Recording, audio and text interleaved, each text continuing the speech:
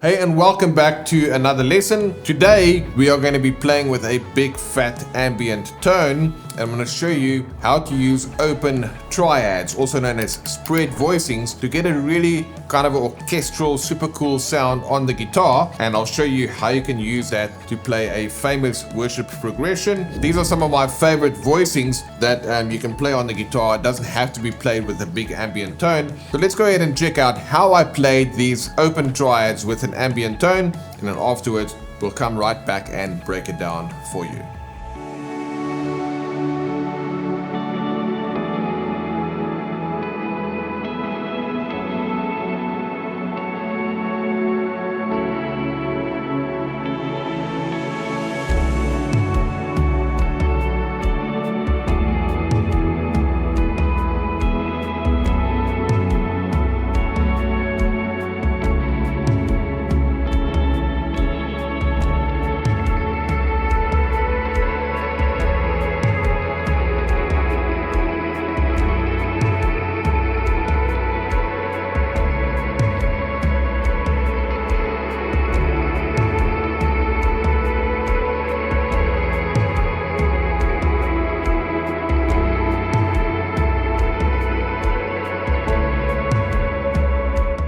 Alright, I hope you enjoyed that. Those are some really fun voicings and inversions. We're going to dive into those now note for note. If you want to grab the tabs, we can see exactly what I played with those chords. You can go ahead and get the link in the description. I'll also send you the backing track where you can go ahead and jam along with me over this same progression. Now, the chords that we are playing there would be 4, 5, 6, 4, 5, 6, 1 over 3, 4, 5, 6, 1 over 3.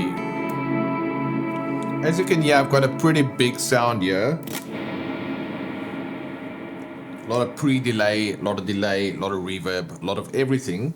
So I broke down this exact ambient tone in a previous video. The link will be in the description if you want to get that. And then also, if you're looking for a great pedal to get this kind of sound, check out the Revelation Reverb from Jet Pedals, and you'll also find links to that in the description. So we won't get into the exact tone because we've broken that down in another video. But what's happening here with my chords is this is a D, E, F sharp minor, and then A over C sharp. But what I can do is I can play D, D over F sharp, D over A, E, E over G sharp, E over B, F sharp minor over A over C sharp, A over E, A, D, D over F sharp, D over A, E, E over G sharp, E over B, F sharp minor over A over C sharp, A over E, A.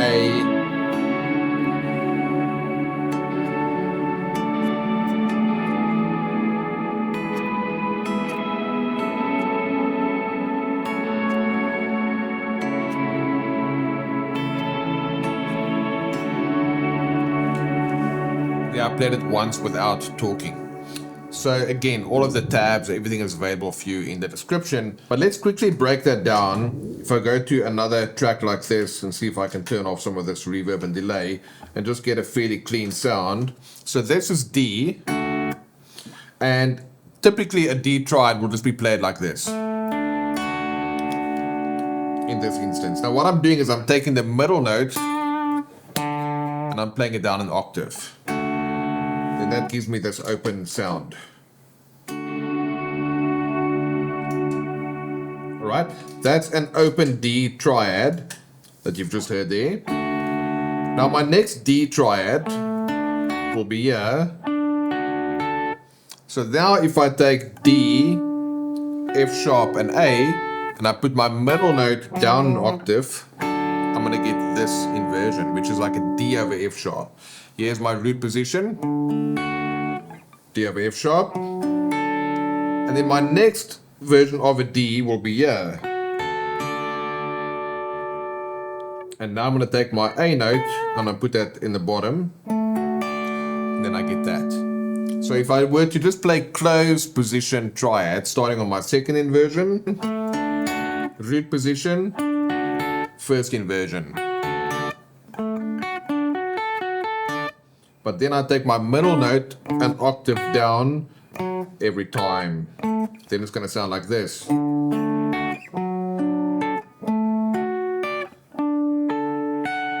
then this one is the same as this D. I'll just put that D, the middle note, down an octave. So that's how you play an open triad. You play your triad, take the middle note down an octave. Play your triad, take the middle note down an octave. Play your triad, take the middle note down an octave. Play your triad, middle note down an octave. And that's what I played over there. So with this nice ambient tone, I was able to play. And you would have seen keyboard players do that. They'll play the chord, they'll play the same chord higher, but with an inversion, and then the same chord again with another inversion. So when I play it like this, it's like I'm playing D on one string, but then I'm adding my ambient sound.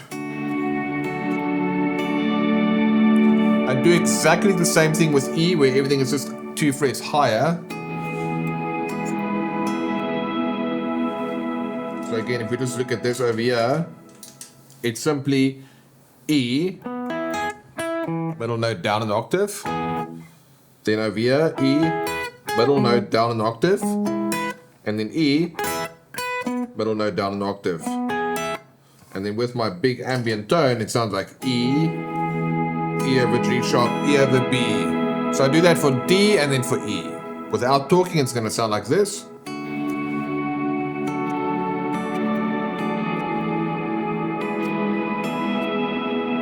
Play it for you one more time.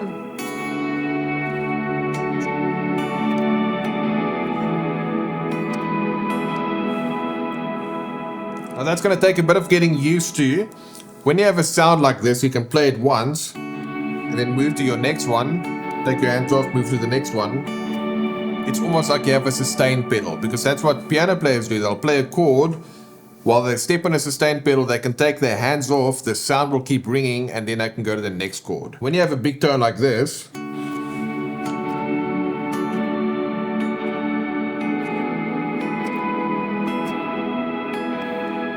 I have a lot of time to switch between chords. But if I don't have that, then it will be dead when I move between the chords. So that's why it's good to have a sound like this dialed in.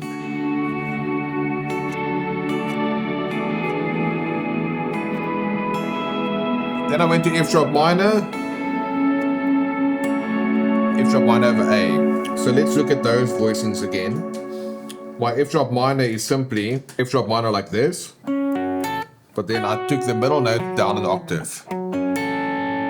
Okay, my next F sharp minor is going to be, if I play it over here, F sharp, A and C sharp, I take my A down an octave, I move the F sharp there and I leave the C sharp there. So now it's, which is this, but I put the A an octave down. So for this one I only use 2 inversions. I played F sharp minor over A. Now if this is F sharp, then your next voicing is going to be over here for F sharp minor, where you can then take your C sharp note down an octave. Okay, but I did not do the third voicing for that. I just kept it to the first 2 for variety's sake. So F sharp minor over A, and then A over C sharp, A over E, A. And those look the same as voicings that you've already seen. Basically, A over C sharp looks the same as the D over F sharp and as the E over G sharp, but that's the A over C sharp. And then the A over E looks the same as the D over A or the B over E that I've shown you already. So no new chords there. And then my normal A looks the same as it would have looked over there for A, or here for D, or there for E, there for A. So that's interesting, the exact same voicing that I can play A over here. If I go to my big sound, there's A. I can play the exact same voicing there. Just take a moment to appreciate what's going on there, because whenever we play guitar and we involve the B string and you move between the strings, so if I go from C to E, C to E, but then C to E, when I play from the G string to the B string, there's a change in terms of how I play the same intervals. But if I do this, D, the G string is not involved, therefore the voices can stay the same. F sharp minor, D, E, A over C sharp. So the voicings stay exactly the same. So if you can play A, or let's rather say D, on strings 5, 4, and 2, it's going to be exactly the same fingering on strings 4, 3, and 1. It's a little something for nothing, but it's interesting to see how that works, and those chord shapes don't actually change. So now if I play all of that together, D, E, F sharp minor, A over C sharp,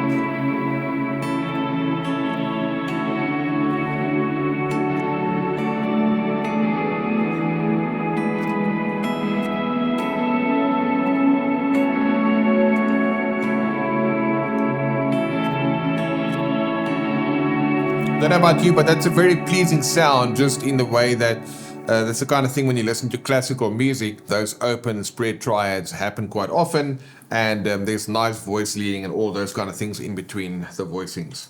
Voice leading simply means you want to kind of keep things as close as possible to each other and not jump all over the guitar neck. The last thing I'll mention from a technique point of view, I play the 5th string with my pick, and then the 4th and 2nd strings with my middle and ring finger. So I've got this hybrid picking approach here.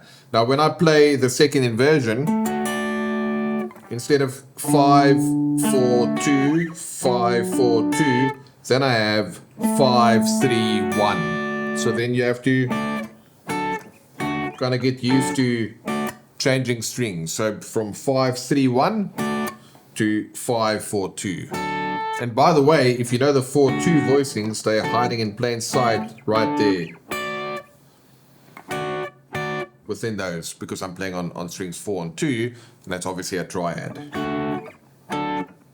So that's it. There's not much to this other than just learning the voicings.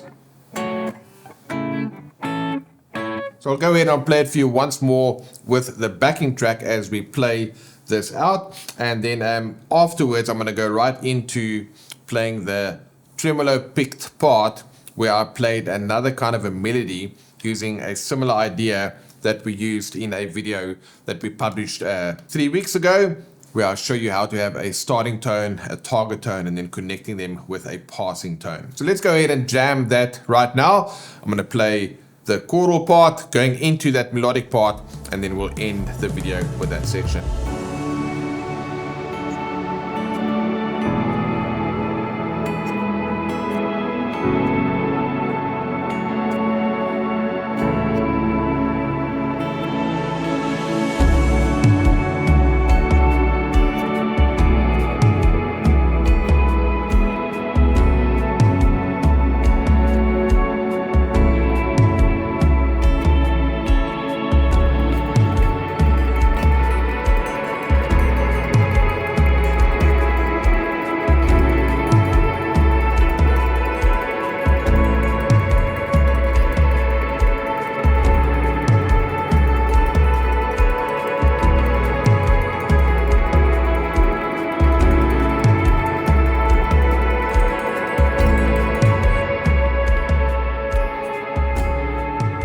Alright, so the chords stayed the same. We still had D, but then I played E, F sharp minor, A,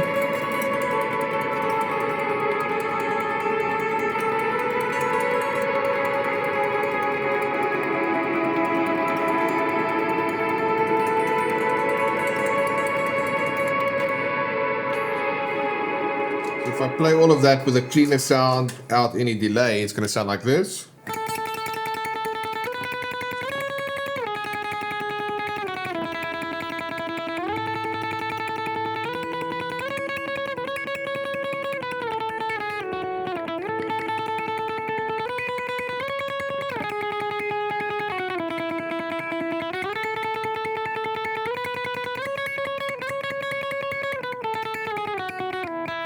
And if I do that with my delay,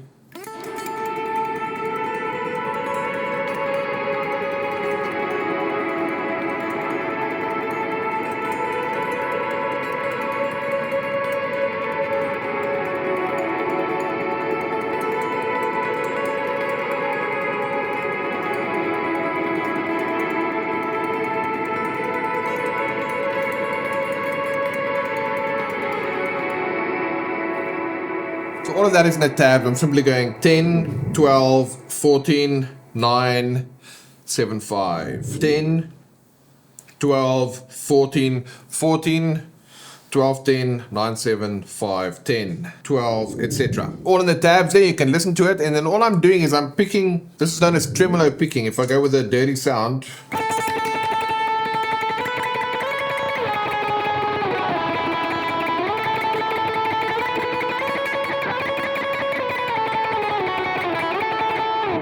trying to pick as fast as you can,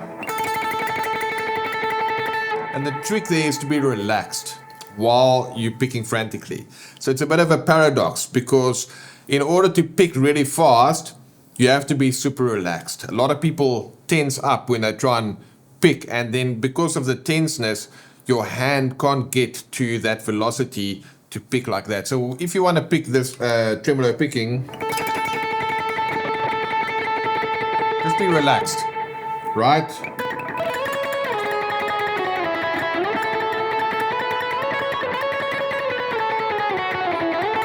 And then obviously you'll have to practice to kind of get used to sliding up and down the neck and really hit the notes that you want to pick. So that takes care of the final bit of that song. Go ahead, check the description for links to the tabs where you can see exactly what I played together with the backing track. And if you want to learn more about this ambient tone that I've used, we've broken that down for you in this video. Alright guys, thanks so much for watching, and I'll see you next time.